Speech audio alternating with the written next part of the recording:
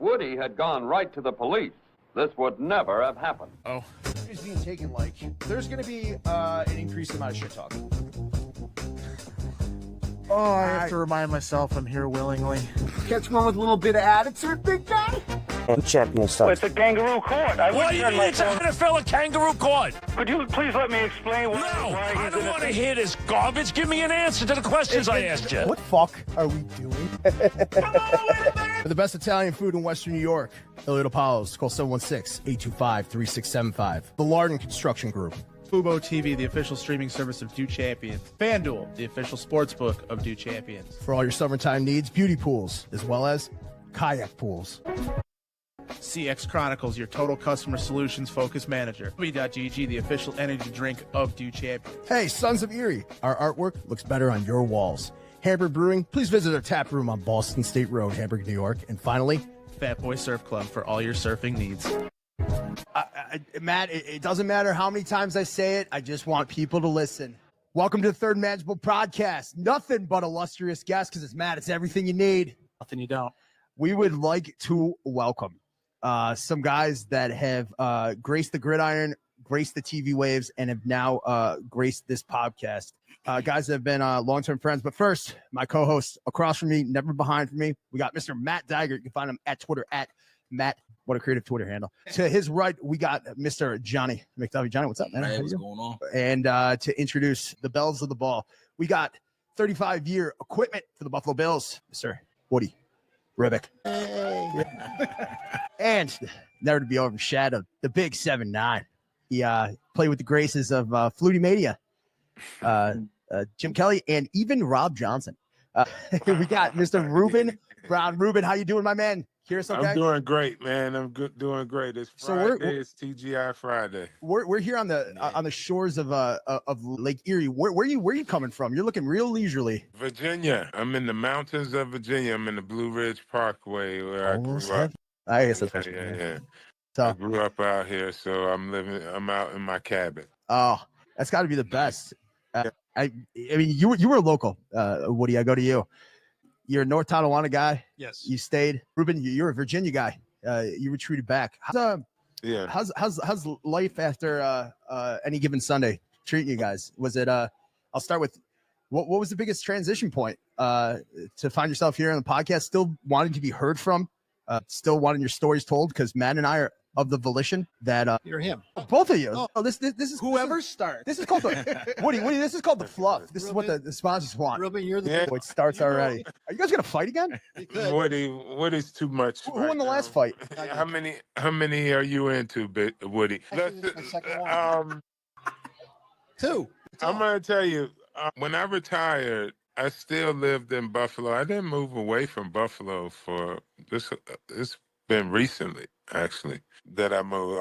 Most of my kids left high school, went to high school over in Orchard Park. I loved it. I still love it. I come in for mainly the home openers and a few other games. Sometimes you're the legend of the game. I've been the legend of the game once. Jeremy Kelly. It's pretty cool. Yeah, it was pretty cool. Jeremy hooked me up with it and everything. So, I mean, I get love from Buffalo every time I step foot there. I got tons of friends and family there. I mean, really family more than anything. So whenever I can get up there and spend a lengthy amount of time, I can. My son is a carpenter there who actually got to work on the Buffalo Bills Stadium. Oh, so he's out there with Anthony? I don't know if they've crossed paths. Yeah, he's out there doing his thing, man. He graduated from UB and caught on with some crew, and the next thing you know, he was telling me, he's like, I'm working on the Bills Stadium, new stadium. I'm north of the Mason-Dixon line now. I'm never coming back down. You mentioned family, and you guys briefly had a conversation before. Mm-hmm. Woody, when you got to kind of tether yourself to guys like Ruben, guys like Jim, and all that stuff, what was the culture of that family like? I mean, watching you guys have this banter, it's almost like you're still changing out the screws and the cleats for the big guy. And, what did that family atmosphere, and can you impart on us? Because it seems like it meant everything to you guys still. Everyone had their backs. It was awesome. If you did something wrong, they pick you up, tell you what cheer you on, give you encouragement to continue. Yeah. I mean, you'd hope for that over that too. I could add, Or you would encourage people to stop, I think. Like, as in stop fighting in training camp. You told me a story. I've done that before. Yeah. And who was the recipient of you trying to get him to stop fighting in training camp? Is he on this podcast I right think now? so. I think his name's Ruben. Why don't you tell that story real quick? We were actually at the training facility, and two rookies, as you could say, slapdicks, were fighting. I said, "That's enough." I said, and I looked at Ruben. Ruben said, "Oh no!" And I jumped him. And I said, "Hold on, let me tight." I mean, there's no way I'm going to hurt him because he had all his helmet and shoulder pads on. And also they said, "No, fight, no, fight." All of a sudden, the guys that were fighting stopped, and they looked to see who was fighting. It was Ruben and I. You know, it was all in fun, but they had no. Yeah. But I think when they saw us locked up, they stopped fighting. Yeah. Because it was like, whoa, what's about to happen? Well, Woody ran everything full speed all the time. I think you're quoted as, "If I can get there 15 seconds quicker," right? To get the job done. Yeah. I love that. Now, is it true that you ran they said your 40-yard dash was like 4.4 or something like It was a that? 4 or 5. Ruben, can we get a judgment? All I know is Woody definitely was all go all the time. All gas breaks, as they say. Yeah, True story. all gas, no brakes. He was all out. I was During like, the old and days. I'm 13 years in the NFL, and no worker was on the field like Woody when we practiced. He was moving like. Well, 13 years in the NFL and nine Pro Bowls as well. Let's not skate past that. But Well, Woody's at that level. I'm telling you, if there I'm was old now. an all pro trainer edition, Woody would be that guy. You know, I did go to another team and I knew other people and organizations around the league, even There though was I a was Super Bowl playing in involved. Buffalo. Yeah, and I mean, look, he was there. Woody, you were there for all 4 Super Bowls, right? Yes. What a segue that is. Yes. And so there you go. Yeah. I mean, Woody, did you get any hardware? Yes, I do. But of course I did. Let's see those things. Ruben, I would too. Every time I hang with John Fina, he's got his rings and stuff. But I look, claim to the do same- something like that, you have to have that type of staff, and Woody's that type of staff. You know, he's championship, Super Bowl level. I mean, it should be 4 Super Bowl wins possibly, but or at least one. But We were there in 4 order years in to a row. go to the Super Bowl, people always think it's just the team. I mean, just the player or the quarterback or whatever. You need the entire team, the staff, the coaching, the strength and conditioning, the trainers, everyone. Once that thing is clicking, like what they had with the 4 Super Bowls, that's special, man. You know. What helped us is Rusty Jones. Well, Woody, I would say this about the organization I came into. You were already there. Everyone was mature already. I was the baby when I came to town, and we had just lost Darryl Talley to Atlanta. We went down there. And even though I never played with Darryl, the tightness of that group that went to the Super Bowl, I became friends with all of them. Will Wolford, Richard, all of the team that wasn't there when I got there. It's just a second. Jerry O, I'm sure. Yep.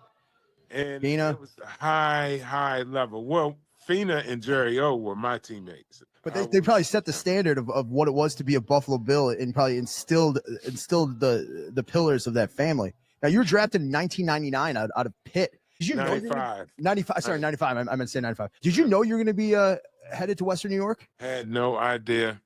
I actually thought I was going to go to Tampa and maybe Minnesota or something like that, maybe Detroit. And those were the teams I had meetings with. I did not meet with the Buffalo Bills staff, but unbeknownst to me, they were in contact with Joe DeLamalure, who was coaching. Yeah, he was coaching offensive line down here at Liberty University, which is near where I'm at right now. Jim Kelly's kids went to Liberty.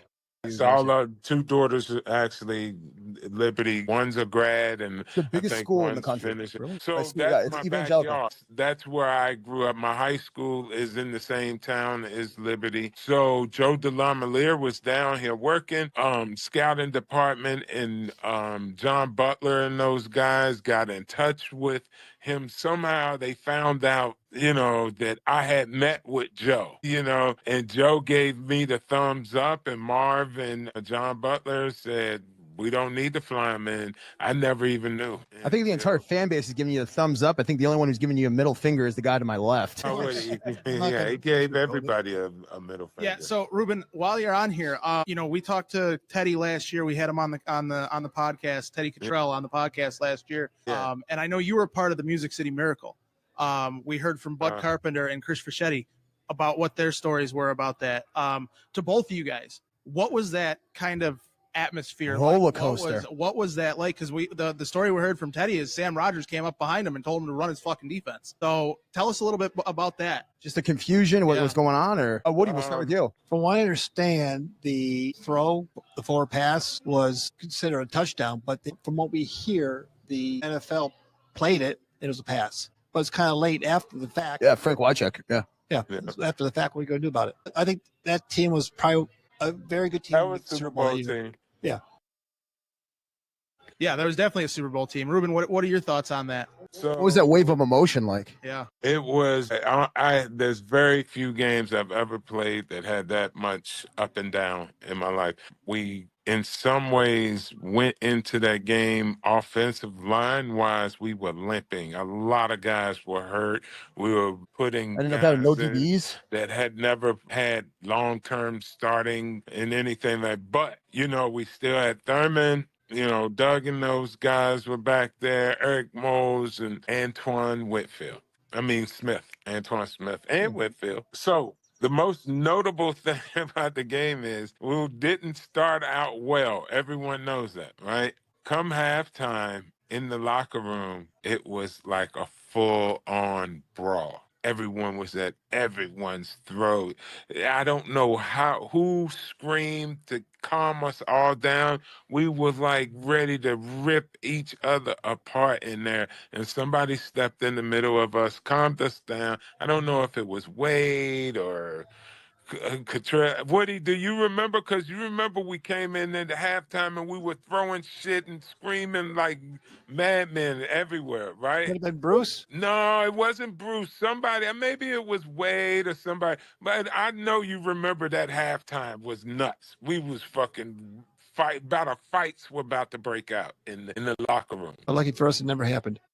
Then when we came back out the second half, we opened it up and started moving the ball offensively, and they never got anything on our defense all day. And when Rob got us down there and threw the pass to Peerless, I told Peerless that he was going to be the guy that we're going to hook up with that's going to get us there. And we kicked the field goal, money in the bank. We were like, oh, this is all we needed because everybody else is going to eat our dust. We knew we were going to beat everyone after this game right here.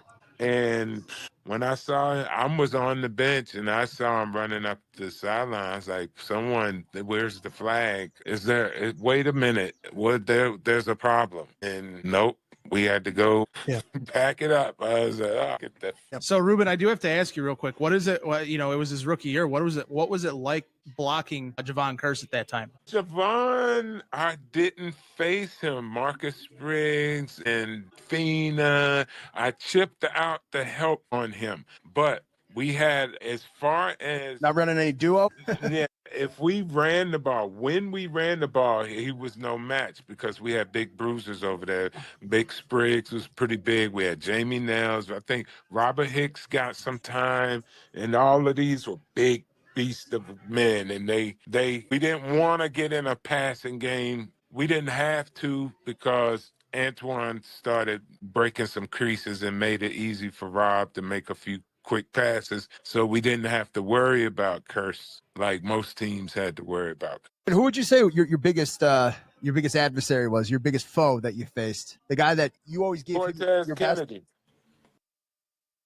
Cortez Kennedy, and I'm gonna tell you, man, my rookie season we played him.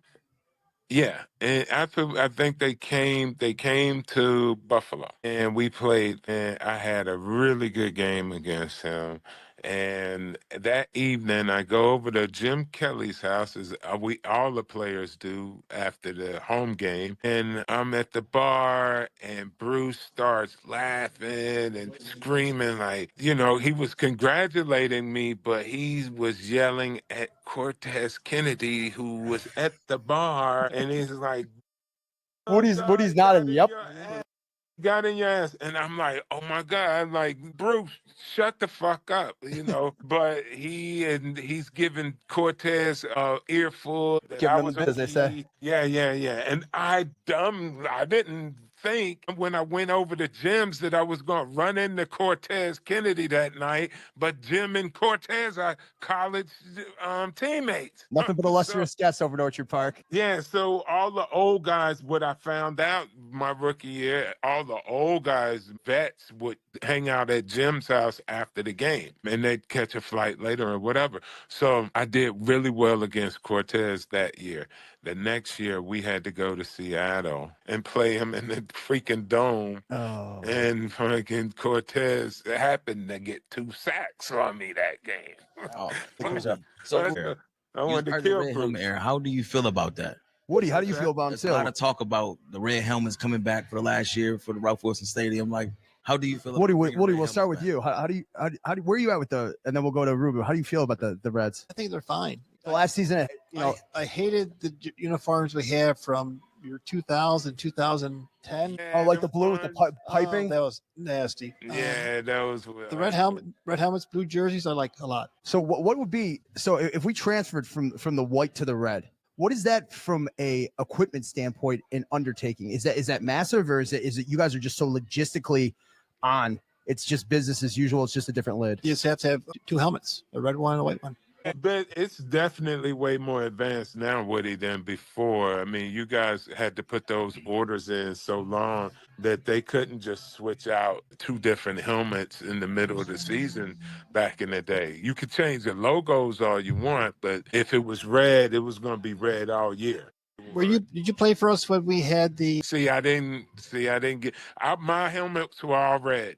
Yeah. I had all red helmets. No, we had a red helmet with the white chart with the white standing buffalo. No, I didn't get to wear that one either. I only got to wear I was red. 90. Well, Woody, this question is for you. Who was the most prima donna athlete that you had to do equipment for? Who got on your nerves the most?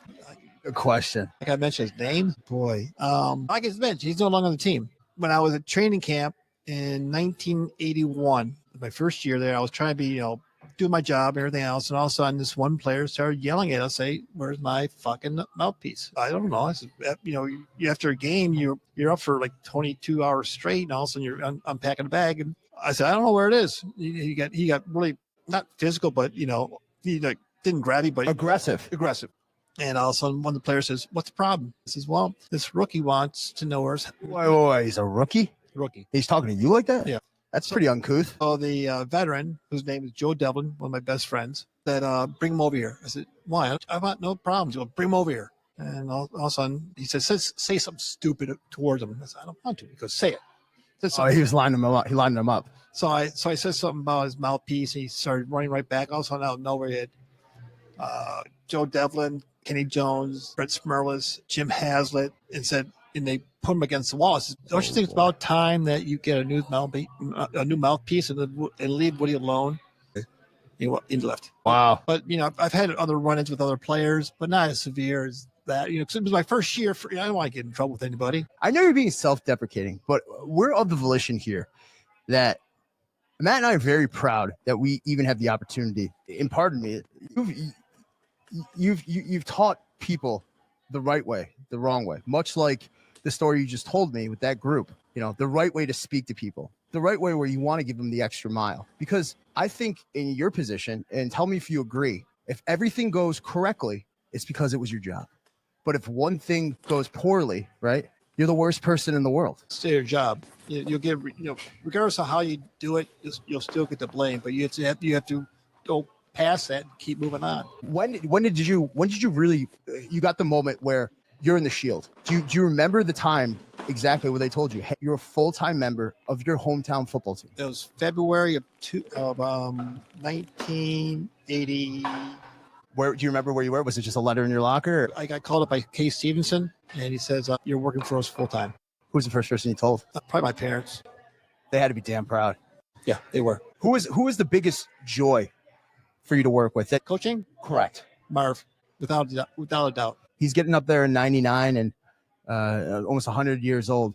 If you could impart one story that you really think paints a full, complete picture of who he was and what he meant to you, and I know I'm putting you on the spot, anything that you could impart that really just encompasses what he meant to you. I got to go through like 15 years in a matter of seconds. I just think the way he handled the comeback game, he says, guys, this is you. It's up to you. If you want to walk out of this tunnel, make a left, go out of here, or if you want to make a right, be a player. Daryl Talley then got on the bandwagon, and he went nuts.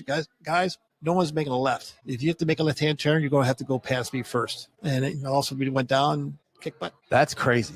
To have that type of leadership is Marv, but it was top down with Marv, and then you had like a DT who was like an extension, like with the players wise, and you were an extension, a believer, and from the training room, Bud was an extension of that belief. But with Marv, he was able to figure out what players would be the best catalyst to push their positions, and it just worked good. Thurman was good with the running backs. J.K. was with the QBs. You had Andre. You had James Lofton. Were you with Kent? Kent was good. I heard nothing, but he was the general. Yeah, he was. The best thing is during one of the games, they made a call, and Kent turned around. Kent had his usual pose. Turned around and said, "Jim, we're not running that play. What? We're not running that play. It sucks. What? We're not playing. We're running this play. Call it." And so Jim made the call and ended up getting a touchdown. But it was just hysterical. The old line was at one time we were playing against the. I love this. I love when you get in this mode. I know I got to be careful. So we're sitting there. All of a sudden, our defense started telling everybody what that player is going to do. Ryan George, from what I remember, calls timeout. Doesn't go to his sidelines, goes to our sidelines and tells our guys to shut the fuck up because we're trying. He goes, our players better than our own players do. It was just hysterical. So he goes back in the huddle and says, I don't know what to do. They know what we're doing. Yeah. That was cool. That's awesome. That's crazy. Just to hear those stories.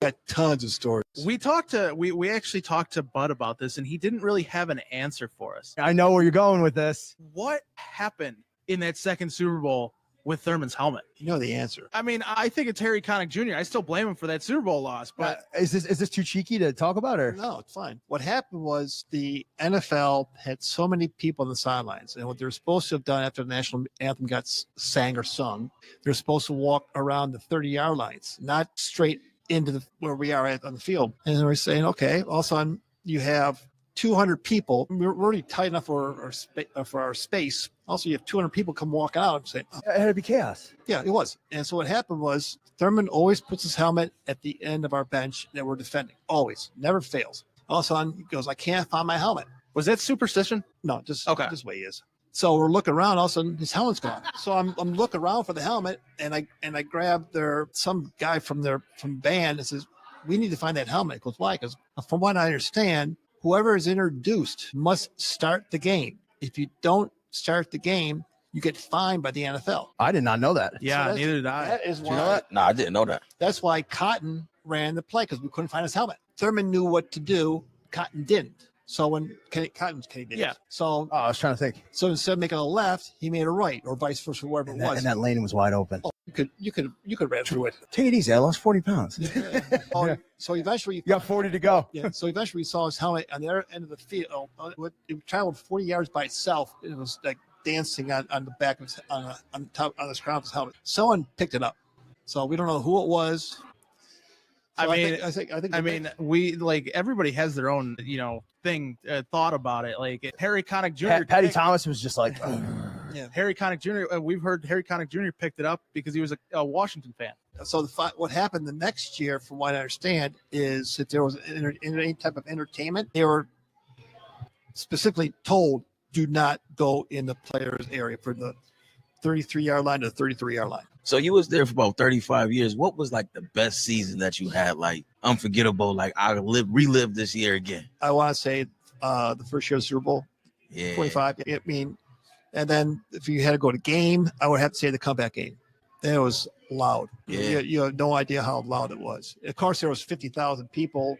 I think 150,000. Yeah, I think Steve Tasker says 300. Yeah, Steve Don't tell the story. Honestly, the podcast's over if you tell the story. No, I wasn't gonna do that. No, go ahead now. What story? No. I personally was there. I have the ticket stub in my mom's attic in my scrapbook and everything like that. But whether you believe me or not, I can pull it out. I probably will one of these podcasts just to show you guys. But you brought up the Super Bowl in 91 technically, but it was the 90s season. What was it like on the field when everybody, like, because you see Four Falls of Buffalo, you see the replays on NFL, and everybody's like holding hands. Like, what was that moment like when it was like as the kick's up? Because you hear Frank Reich talk about it that he could have made it from 60, like with the amount of power that he put it, and it went a little right. What was that moment like? I was asked by the network, what are you going to do what are you going to do? I said, well, I don't know. Is he going to miss it or is he going to make it? I have no clue how I'm going to react. And I says, first of all, you're not supposed to be where you're standing. He goes, oh, you're right. I mean, my thing is, when Scotty missed it, no one on the team blamed him. No one. And lucky for me, as I was told after the game, as soon as the game is over, regardless of what happens, get your ass in the locker room. The person that beat me in the locker room, which is very seldom, is Scott Merwin. And I went to him he was just him and I said, Scotty, it's not your fault. You had players missing tackles. You had players, not catching the balls. You can't put the blame of you missing that field goal. Sure, you missed it. What did you do? But look how many games he won for us. Yeah. I mean, you guys wouldn't have been there if he didn't make. I think it was the Raiders, not the Raiders that year. I think it was the following year with the Raiders. But multiple kicks throughout the entire year. He was part of the reason why you guys made it. I mean, I see Scotty at least 2 or 3 times a year, and from what I understand, he was on grass. We heard rumors about they were offside, but one of the referees put his flag back in when he missed it. The other rumors were the helicopters were spinning. I heard that one. I think Frank said that on the podcast last year when he was on. Is he still holds to this day that the blades from the propellers caused the ball to push right, and then they're saying that the laces were in the right position. I mean, the thing is, he missed, so you move on. I mean, they made a movie about laces out. There's so many things that could have happened, but you can't blame him. That's one of the things is he never kicked that far of a field goal on grass, and you can't blame him for that. And, it sucks, but here we are. We're going into Josh Allen's 8th, 9th year right now, and we still don't have one. Do you think this is the team that may do it? Do you think the 90 team was the best team that this team has had, like we've seen in Buffalo? Like, what do you feel? It's hard to tell because I really haven't been hanging around the current players to know how to sense how they are as a person on and off the field. I think they have a very good team. It all depends upon what is being done on the field and what's being told by the players to do on the field. Well, I got something to ask you. It's really coming from my mom. I come from a big family. I got a bunch of brothers, little sisters. He played football, yeah. So my mom wanted to know this question. She was like, how do you keep everybody's stuff separated, organized? Like, that's a big responsibility that you got to have. Now, with us, she kept everything color coordinated. That's a mother's question, right? Yeah. Well, right now, the players have bags. I was going to say, is it a loop system? Is it we used to have just a throw thing in the wash type of thing. Then you had to make a roll of socks, jocks, t-shirt, and shorts, but not too many people wear jocks anymore. So then we got bags with numbers on it so that the player, when you put it in your bag. Oh, like a little mesh bag? Yeah. But then when I left the Bills, it works for the Alliance of American Football. It was done by Bill Polian. We had loops. And we told the players, if you put it on the loop, you're going to get it. There's no way it's going to fall apart or come loose unless you didn't do it right. And I think from what I understand, the equipment staff now uses loops. Is that Jeff? You still have a pretty good relationship with him. Yes. Correct? I helped train Jeff. He started as a ball boy. I saw him. He's going to be good. And eventually he would not follow me, but just listen to what I said a few times and was able to make his own decisions from my knowledge towards him. But he's done a great job. What was it like if you could just, and this is coming from me, I'm a uniform guy. You guys probably started off with Apex uniforms probably, or Logitech, or? First one was Champion. Okay. Then we went to, I know Ribbeck was in there. I know NFL equipment was in there. We never had that. The NFL equipment. That was owned by Ribbeck. No, NFL. They wait. Why am I trying to argue with the guy that ran everything? I'm gonna shut the fuck up. You had Sandnet champion. Then I want to say went with, I don't know, Ribbeck, Logo Athletic, Wilson. And what they did is a lot of the uniforms were made by the same company, just put a different tag on it. For the longest time, our uniforms were made by Sandnet, but they had a different emblem put on them. What is that like, transitioning from supplier to supplier, and now in the game where people are wearing Vicious helmets, they're wearing Rydell helmets, and everybody's got their preference. What is that like, dealing with different suppliers, different delivery times? You just have to. You have to be like an expert in logistics almost. To deal with it. In fact, I want to tell you a story about a player. I'm not going to mention his name. Give him 4 seconds. He's going to mention the name. I won't. I'll do it again. The agent, we had a player try his helmet on, and he says, "I don't want to wear that helmet." I said, "Well, you pretty much have to wear the helmet because the NFL, Rydell, was giving us free stuff." And we were able to tell him that this Rydell's helmet is a safer helmet at the time. And we tried to convince him to get it. All of a sudden, It's like an Antonio Brown thing. No. So he went to his agent, and his agent called me up, asked me directly. I said, "I have a question for you. When it comes to finances, do you ever ask me about, what stocks or bonds to invest in?" He goes, "No, because you don't know what you're talking about." I said, "Exactly." And hung up on him. Well, I got a call. Too. So I got a call from John Butler. He says, "Get your ass up here right now." So I go upstairs. "Yeah, we need John." He goes, "Did you say what you said on the phone to this agent?" I go, "Damn straight." He goes, I'll "Good." do it again. He goes, "Good call." So No. it's nice to have John's backing. Yeah. So just you brought up helmets and everything like never that, mentioned his name. and sizing helmets and things like that. So who actually had the biggest helmet? And why was it Ted Washington? It was not. Really? Were you responsible for the Mark Kessel thing? Because it wasn't. Bud said it wasn't him. Like the Me. Mark. It was me. There we go. Boys, We found boys, it. boys. We got him. Either now or after this story, but I need to hear the Kelso thing because I know it was a company. Well, which one? The Marvin the Martian, The company out of Erie. Yeah, it was For the ProCap. It was Harold Howard, I think his name was. I mean, And that right- looked utterly ridiculous. And right now, with that helmet, The Guardian cap. it was like a cousin. Well, there's actually a new rule in practice. You have to wear the Guardian cap in practice, unless you wear one of those player-specific helmets that are From coming Rydell. out from Rydell, the Venoms or the VC. Vicious. The Vis. Vicus. Vicus. No, you got me confused now. It's VICIS. Vicious, Vicus. I don't know. You got Did you ever deal with? You were there till what? 2015. 2018. So did you ever deal with Jeremy Edwards as your rep? No. Okay. What company? The one we can't pronounce. Spices. Because he says on April 2023 he shipped a box of red helmets there. Not to recant there. Alec Anderson can't confirm it. Yeah. This is just a whole world of smoke and mirrors. I think what happens, well, not to make the guys wear Vice's helmet, especially when Mahomes broke his helmet, when he shattered it. Yeah. Oh, getting back to the biggest size helmet, we had a player by the name of Mike Jasper who wore a double XL bike helmet. Damn.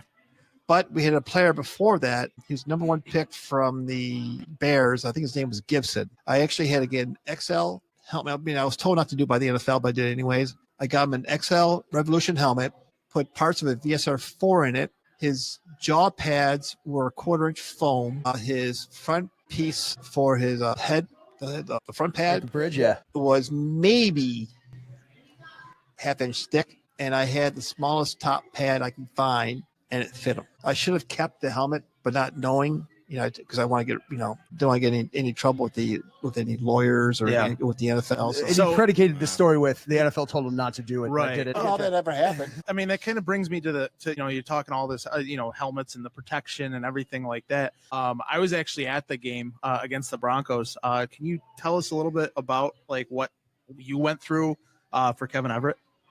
Oh. Seeing that From what?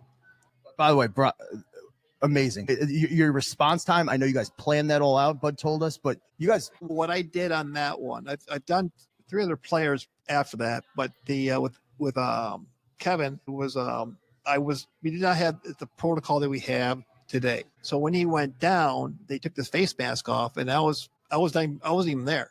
But what I did is every week I went through every single helmet and made sure that they weren't rusted shut or tight. I made sure that everything was all loose to take apart if they had to. When he went down, trainers took the face mask off. I had nothing to do with it.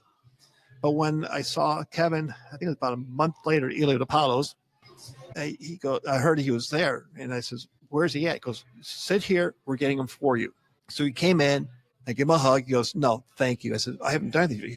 I was told by the trainers and by the medical staff that taking off my face mask was simple as can be because it's not rusted shut. I was able to look at other helmets from other teams when we went to the Pro Bowl.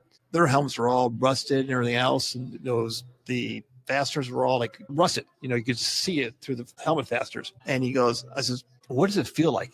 Because when you are sitting down, your foot falls asleep, that's the way it feels. I said, but it beats the alternative. He goes, yeah.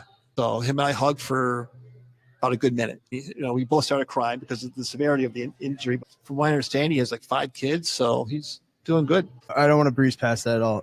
I mean, I know that guy's thinking to himself all the time that he had that family around him, and your attention to detail and everything like that, and you being Johnny on the spot, you made a tangible impact on that guy's life, and I'm sure a lot of people's lives.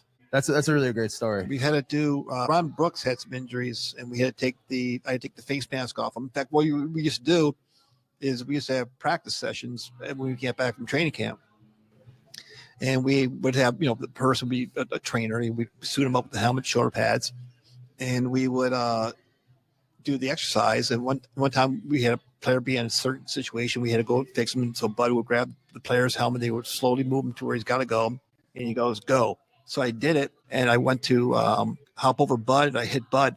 Bud says, we're done. I go, what do you mean we're done? You just killed him. I just broke his neck. I go, what? Because you can't touch me. You have to slowly go around. You're fast enough. You know what you're doing. You just have to slowly go around me or the foot area and do what you have to do. But do not touch me. Do not touch him. You touch either of us, they're dead. So wow. it was when we did Ron Brooks twice, and I said, Bud, I can't find the screw from this helmet. He goes, don't worry, the face mask is off. He's breathing. It would be okay. I said, fine. Eventually, I found it because when they went to pick him up, the screw came off out of the ground. I mean, it came off his jersey onto the ground. And we've had to do Ron Brooks. Aaron got hurt. Shout out A-Will. I was not there. I mean, I was there on the sidelines, but I did not know the severity of it. And after that, that's when Buzz said, from now on, you will be there when we need you. So we always say this on this podcast really quick. I just wanted to say one thing real quick. Fuck Jarvis Landry. Hate him so much because he's never, ever apologized. Hey, Jarvis, we say it every week. If you're listening, it's free. It's a brotherhood. Yeah. You don't go out there to injure people. Free 99 to apologize. Yeah. So I'll run the billboard again. You talked about Uncle Bud. He's been on the show. How important is it to have synergy between the training staff and the equipment room based on Bud's diagnosis, what you can offer them protection-wise, and just working in tandem? You got to work together. I mean, you just can't, have a grudge. Symbiotic, yeah. Yeah, I mean, I've known Bud since 1981. In fact, he's my son's godfather. So him and in fact, when I got married to my beautiful wife, shout Renee. What's up, baby girl? Son was the best man because of New York State laws. Was the best man. But it was nice that Bud and I have been this close for as long as we have. And now with us working with a Greater Buffalo Adaptive Sports Program, where we come even, Bud and I pretty much look at each other and know exactly what we are both thinking. And I'm not going to let you breeze past that because I think that is such a unique and powerful initiative. And that's the reason why we're recording tonight, because most of your Saturdays are pretty aligned with working with them. Tell us what it's all about, how you got, backdoor involved. But he was still rocking that lip furniture. Yeah. And sometimes the message gets caught up in the whiskers, but he got you. So tell us about adaptive sports, how you got involved and why you stay involved. Well, Bud asked me a question. He goes, I need your help about something. Oh, what do you need help with? He goes, we have a football team that I'm associated with. I said, what? He goes, I'm coaching a football team. I says, cool. I go, what kind? He goes, wheelchair. I go, okay. He goes, we're having problems with the helmets. Can you help us out? I said, sure. Let me know what helmet you're working on and everything else. He goes, no, just come over and look at it. So I come over there. He goes, who put these decals on? He goes, you will be changing them real quick. I says, okay, I don't mind changing the decals. So because he goes, you know what you're doing? I go, yeah, I think I can pretty much do them blindfolded. So I did the helmets, and they said, oh, why don't you come for a practice, see what it's like? And all of a sudden, Got him. yeah, they got me. So, I mean, I have no regrets. I'm enjoying it. Renee helps us out with the team when we have functions, and she travels with us. The only thing it's really a sad. I'm gonna say it anyways. Tell us. They when they travel, they are treated like animals. You know, they are degraded. It's like second-class citizens almost. Below that, they are Wow. pretty much. You have a guy that can't walk. They're forcing him to stand up. Less than accommodating. Yeah, they don't care. That's They check them for fire.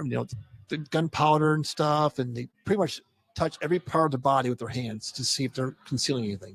I mean, these guys can't even walk. It's a shame the way they're being treated. But we have the players have the heart to play and desire to succeed, and that's all we can ask for. Yeah, real quickly, what kind of goes into putting a helmet together?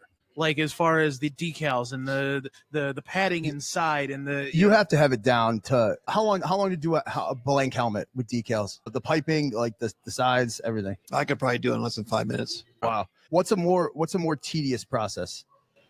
Balls straight out of the package with mudding them, buffing them. The footballs are the worst.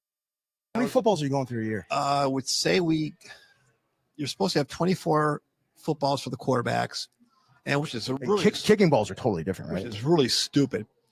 The original question that we had with the NFL is there a way we can find out how game balls are prepped by each team? Well, somehow the NFL isn't it the same mudding company that Jersey that they get it out of the same river that they use them for the MLB for baseballs, right? What we try to do with the helmets is we just want to find out, some people put them in dryers. Some people put them with a hand. Yeah, So I said, we just want to know what they do. So somehow the NFL said, well, your balls are prepared by the kickers and punters. I said, yeah, okay. Well, we're going to make a rule. So the game balls that are done by the kickers are done by a ball boy, like an hour and a half before the game. And the K balls are totally different, right? You can only do 3 balls. So if fans out of 6. So fans, if there's an errant kick outside don't run it and steal the ball as a souvenir because you only get 3 of them. Yeah, but what we'll do is we'll give a ball in return, which is totally stupid. The thing is with the mud and the dryers and everything else is you get the ball prepped, and you can use the same ball I think for 3 games in a row, and after that you get to get rid of it, like with Tom Brady and the Deflategate. I was actually just going to bring that up and ask you, because obviously you weren't in New England or anything like that, aren't privy to it, but what is it? You're not cheating. You're not trying. Well, no, the thing is, you can have a brand new football, and I'd like to know which gauges they're using. We were given 3 gauges to test our pressure on footballs. Which one do you use? Which one do the referees use? So, Tom may have. I guarantee I give you a ball that's 13 pounds, 13 and a half, and 12 and a half. You won't tell the difference. Plus, it's cold. If it's a cold game, the air would. So how does that actually affect the ball? With it being because you got Miami, you got Dallas, you got you have atmospheric pressure. Yeah. So how much of a difference does that actually make on the pressure of the ball?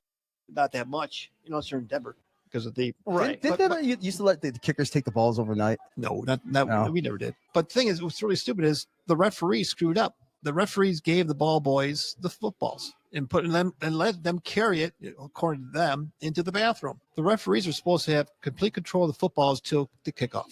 Now, I think, and correct me if I'm wrong, the NFL bylaws, you are supposed to afford the away team certain concessions. Like you have to provide X amount of towels, correct? 600 towels. Is there anything ridiculous? Isn't it like sliced oranges have to be prepared? Yes. Is there? Can you go through that call sheet? Because it is the oranges, it is towels. If there's a cooling fan on one side, it's got to be on the other side. Yeah, I mean, I know you weren't there, but in Miami, that they purposely built the stadium to have the away team in the. Thing is when with Bud and I should say with the training staff, strength and conditioning staff, and the equipment staff, we made sure that the players were hydrated to the point that they had to go to the bathroom almost continuously because we want to make sure that they didn't cramp up. The Buffalo Bills had a great strength and conditioning coach. Notice I'm not mentioning his name. And apparently the players kept cramping up. Well, my thing is this: we would have cases upon case of Gatorade, water, protein bars, everything you could think of for a player to bananas, yeah. build up their electrolytes, potassium. exactly. Yeah. But if they don't want to drink it, whose fault's that? Well, let's go on the other side of that then, because I mean, obviously you want to stay hydrated throughout a game no matter what. But what about in the like extreme cold? Like how do you treat keep the same them way. warm? How do you Treat keep them the same way. Vaseline. No, we actually had. In fact, when I was interviewed for the head job at the Houston Oilers back in the East, did you get that in your notes? You didn't. You want my social security number?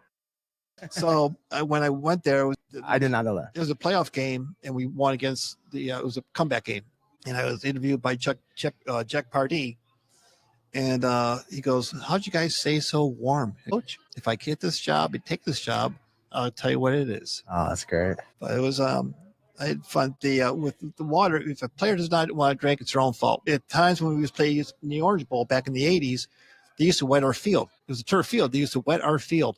So that way, when the sun hit it, it was like a steam bath. So is that like insider information? Are you willing to let us know what that was? It's fine. An interesting kid. That's awesome. I can keep going. Talk to me about the difference of wear and tear when you had that AstroTurf versus field play versus grass. And people are obviously going to be wearing different footwear. What were some like highlights or lowlights of each playing surface? Grass, AstroTurf, Yeah, because I mean, field play. like Bud's team grass, so team turf, right? He said turf.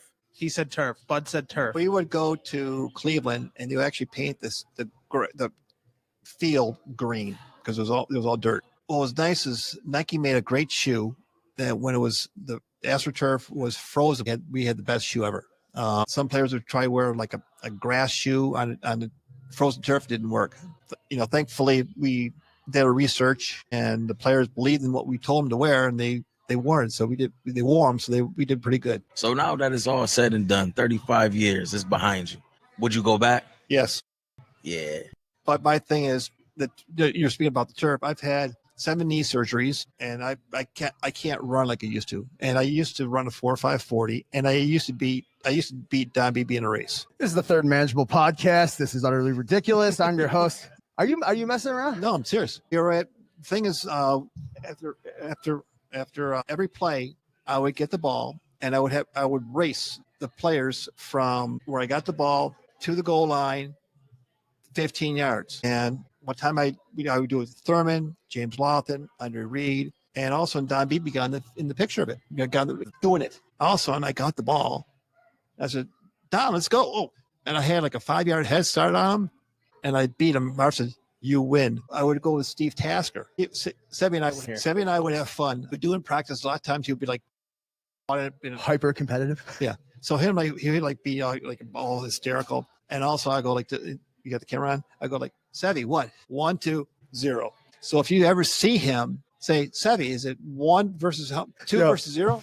You do that. Everybody loves picking that guy's bones just to try and set him off. And just the hyper competitions. Yeah. Have you ever golfed with them? No, but Don Beebe, I played at the St. Francis High School right across the street. Played with Ilio, and I played with Deacon, and I played with Luke. And Don Beebe tells a story. We're playing one of the teams locally, and it was my senior year, and Beebe's in town or whatever. And Steve gets so fired up, and I remember this. He almost got ejected from a high school game. And Don gets him out of there, and he's profusely apologizing. He goes, Bud's like, that's Sevy. Don's like, that's set. It's like when he got kicked out of his final game against Green Bay. I heard he was eating bratwurst in the tunnel. Yeah, he was with the fans. Yeah, I think Bud still got his jersey. Yeah, he does. Just where I didn't. This is so cool. I can tell you many stories. In fact, the funny thing is, I don't know if I can say it, but I'll say it anyways. When just every time you've opened a story like that, it's been better than the next one. It's been awesome. Well, when you live with Fred Smirls and Jim Hazard for 3.5 years, it's it's fun. Keg in the closet. You say, Sevy, you have got great stories. Every story's been better than the last. Yeah. Living with Smurless. Strike of 87. That was fun. I was asked to, I know what it is. Remember Strike of 87. When I was terminated by the Bills, when my position was terminated by the Bills, I wasn't fired. He just, he had different philosophies. And I'm sitting there and they said, you cannot write a book. I says, okay, you cannot write a book, which means if I have a ghostwriter, I can write a book. My question is, I'm old, but my question is, if I was to write a book, somebody who's 22 years old is not going to know who is Carlton Bailey. They're not going to know who he is. I have a pretty good basement. It's doctored to the tilt. My neighbor came downstairs one time. He goes, "I got the best Bills collection in the world." Who's he talking to? So he comes down the stairs. He goes, "You got me beat. You haven't seen nothing yet." And you walked in. I have 3 rooms. He goes, "Whoa!" I go, "Yeah, this is nothing." I said, "I have more stuff boxed up than I have shown." What is strike? Ready?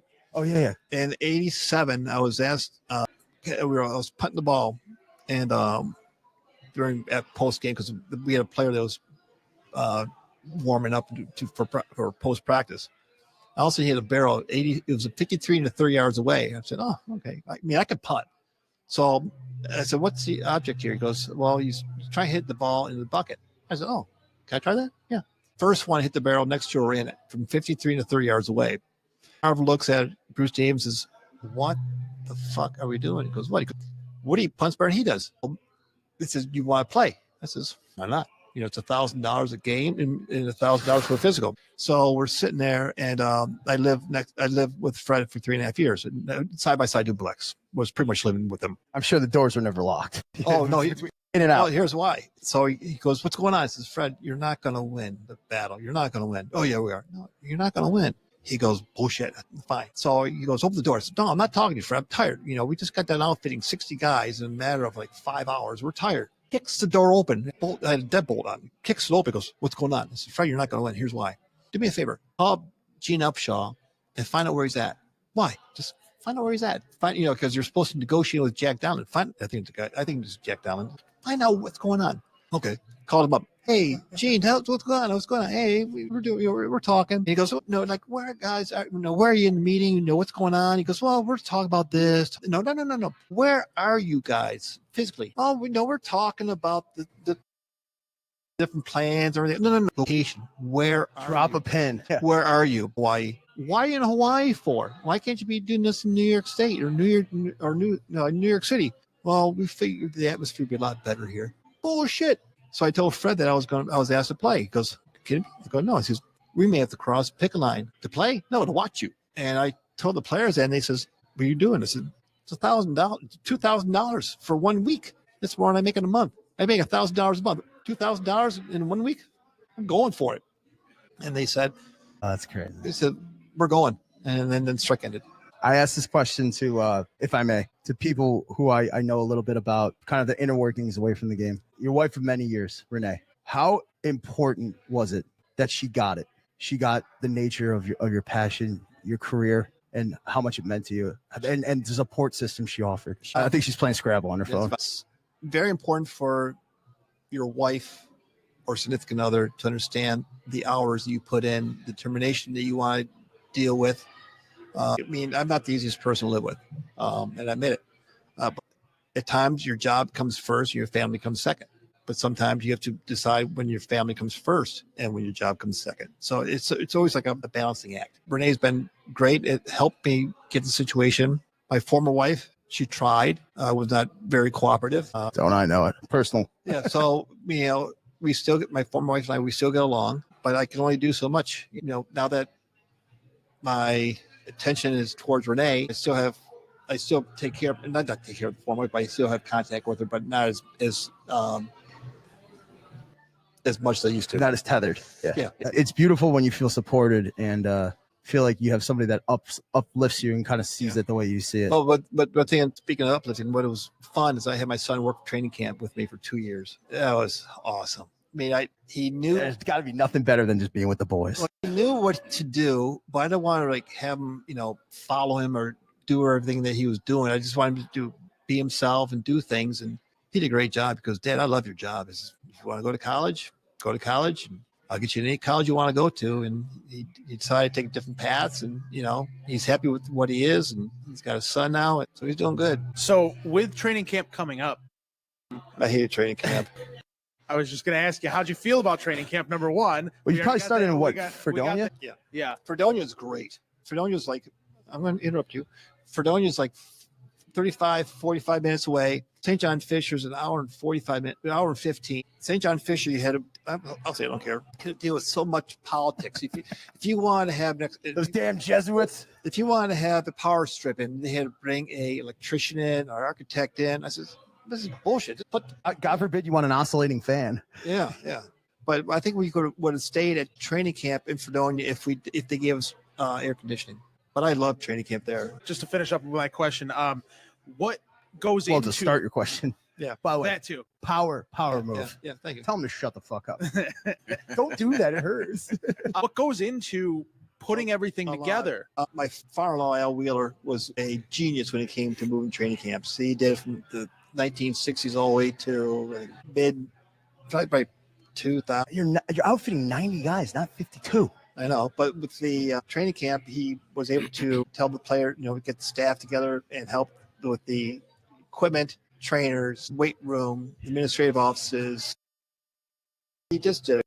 He was in charge of our pretty much moving, but he just helped us out a lot. Granted, we did, we could probably do with our being blindfolded, but just to have the help. But a lot of people don't realize how much work is involved just for 2 weeks of Checklist on checklist on checklist. It's trucks. The thing is, we would have probably about 4 or 5 trucks for the equipment, with outside equipment and the normal stuff we use daily. Then we have to wait till the players would practice, and then we have to get another truck, bring everything down that day because the next day we're having practice. Then you had the weight room. Weight room would be 2 or 3 semis, and it would take us a week to settle down in Fredonia or St. John Fisher, and then we break in one day.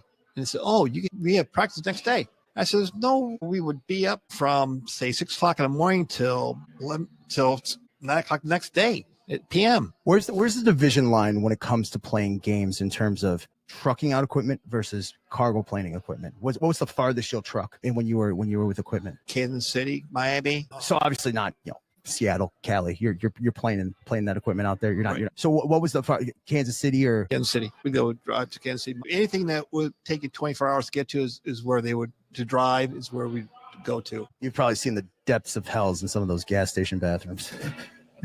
No, we were fine with the plane. We would have 2 trucks. Now they take 2 trucks to the away trips, and when we get to the game, they would have a site. They would have another truck for us. So pretty much 3 trucks. That's a lot. So my question to you is, I'm sorry I'm so quiet. I'm more of like a fan just watching you talk. It's interesting, right? Yeah, it is. It is. It's mind blowing. Because as we said before, if these stories aren't shared and imparted, they're gone, and you never get them. That's why I'm glad. What do we say?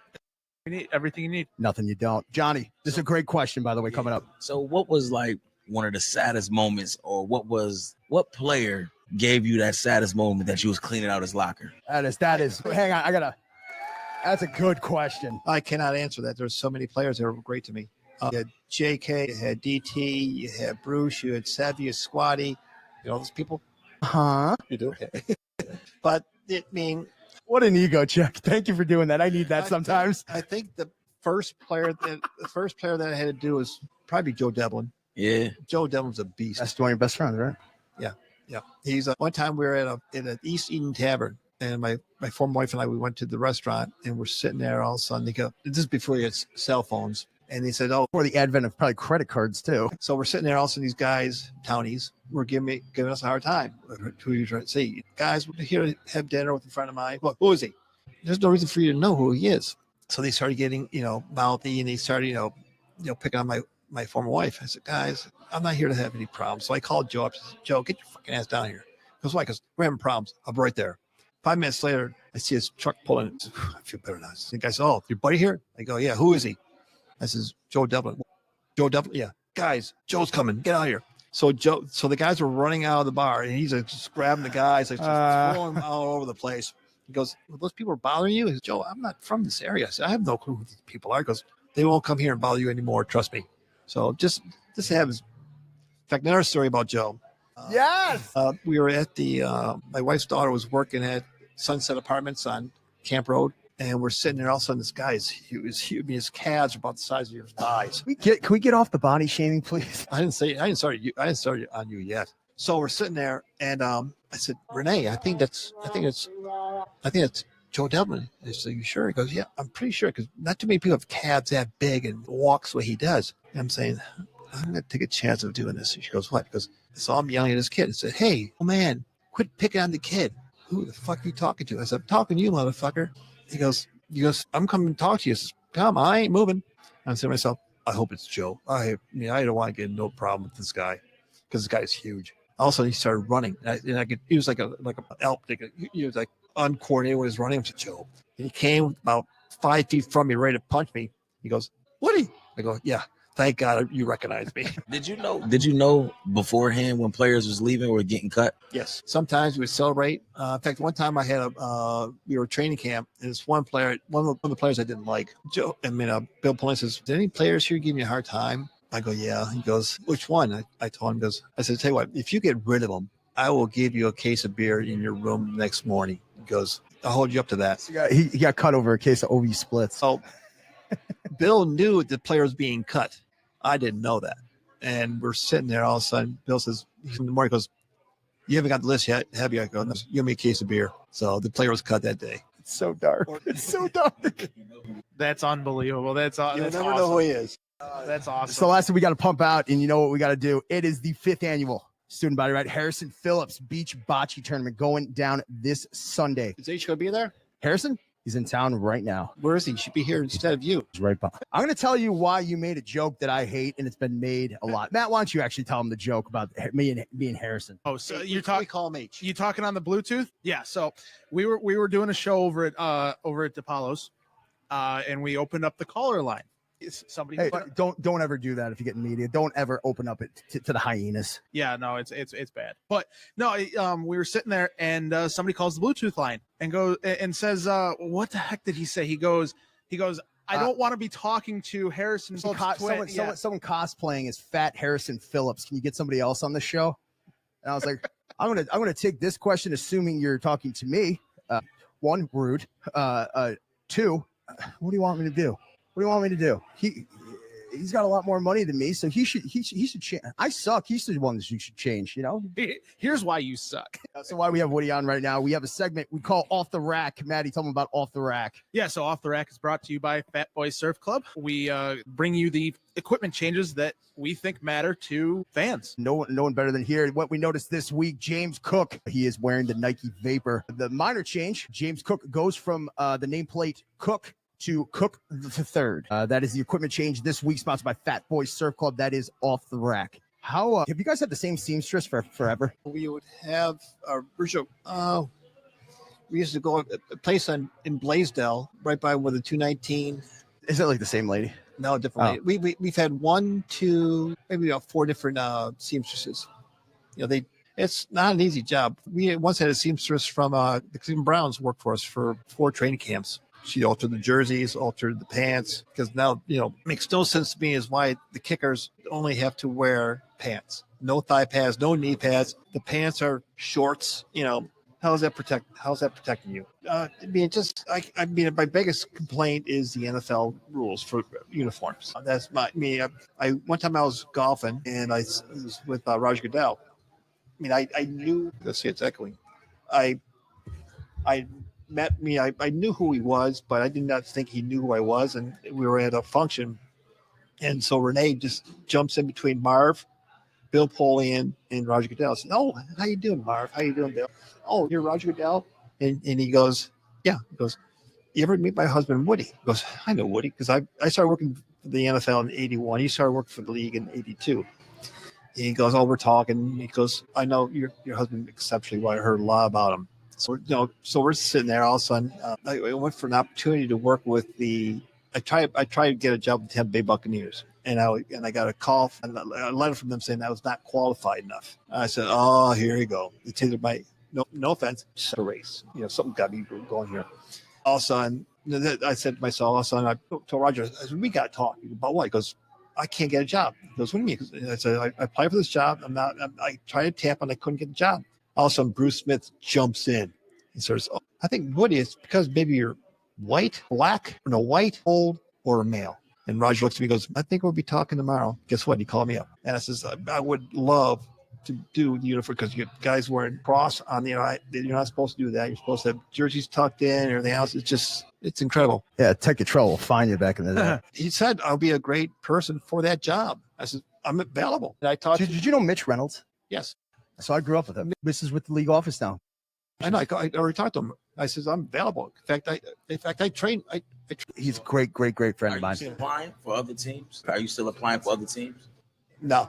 I mean, when my position got terminated in 2018, I got a phone call from Bill Polian's second hand, the vice president of the organization, saying, "We want to work. We want us. No, they wanted me to work with the San Antonio Commanders as a consultant." Oh. Done. I'm here. Yeah. So I was there for 7 weeks. I was treated $200 a night hotel room. The family came in. The hotel was taken care of by the organization. Get a mini bar comp? Monday, Tuesday, Wednesday was happy hour from 6 to 9. Miller Lights, of course. They gave you breakfast, lunch, and dinner. It was fantastic. I had a great coach. I had Mike Riley. I had Bill Bradley. And after a while, every time I would go to a different city, I knew a coach. And Mike Riley says, "Don't you know?